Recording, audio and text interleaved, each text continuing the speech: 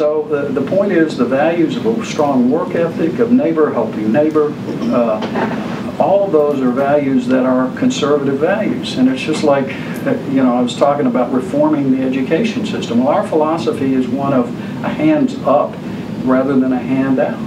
And if you have an educational system that doesn't give young people the opportunity to develop their skills and become self-sufficient, guess what? They drop out of school, they go into gangs, or they wind up with a minimum wage job. You get someone who has a skilled trade as a start, they can go on to college. An electrician can become an electrical engineer if he or she chooses to. And at the same time, they've got a good paying job. They often have their own businesses that they can develop and become entrepreneurial. And guess what? They tend to be conservative because they see what happens. So this is the approach I think we need to take, and we can't let the other side frame the debate, but we have to understand how serious they are. And that if you're going to have the kind of future that many of us who are older enjoy, then we better start getting serious about doing something different in order to get this country back on the right track. So with that said, I'll open it up to questions, comments. Could you elaborate just a little bit more on what you would specifically see as the approach now that we know that the decision was about it's unconstitutional? Now what? Well, there are two or three things. Well, first of all, we got ourselves trapped by this silly standardization system where you're forcing all the schools to be measured by the STAR test. And I would go on that front. I'd go to, you know, and I didn't even, there are two types of tests. There's norm reference test and the criterion-based test, which is the STAR test.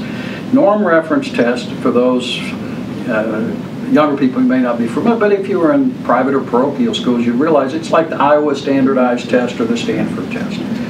And what tests should be, I mean, obviously you have tests in terms of the substance of what you're being taught, and you're graded on that. But if you want to try to see where schools are, where students are, where the state is, a norm reference standardized test is a very good measurement, but it should be used as a diagnostic tool. For example, Spring Branch High School, or Spring Branch District, superintendent there, they test them at the beginning of the year. So let's say hypothetically they're going into 4th grade. You know where they are, and then mid-year they test them, you know, again, and it's not an end-all or be-all. And then they test at the end of the year to see how progress is being made, where the students are weak, and how they can be improved. So I think if you get away from all of this crazy, you know, measurement based on the STAR testing, go to a norm reference testing in grade school. In high school, you could do ACT or SAT for those college-oriented students as a measurement. And also in vocational technical education, it's pretty easy how the student's doing in terms of moving towards an industry-certified credential. So it takes away a lot of the argument that the schools are making and that the judge commented on, that, well, you're putting all these incredible requirements on the schools and they don't have enough money to do it. And besides, you've got a company's got a $450 million contract, you know. We don't need that. We could use that for educational purposes right there.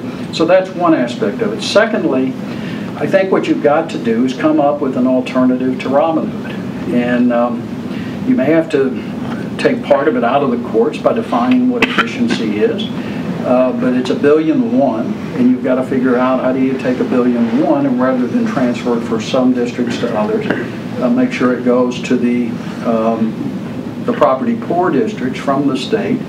And secondly, that you get away from this idea of if you will, the only way to fund education is to bring the, you know, certain districts down to a lower level. That makes no sense at all. It's egalitarianism.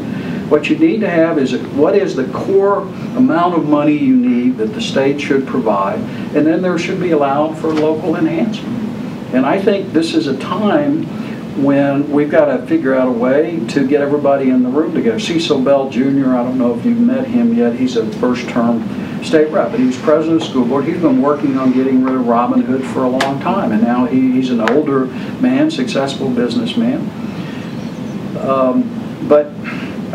You know, as he says, let's get everybody around the room and get away from we win, you lose, and try to structure something that's fair and equitable that people can live with. And I think that's what's starting to happen on the education policy front, and I don't see why we can't do something similar on school finance, but we can't just be, you know, okay, we're not going to address it until there's a crisis.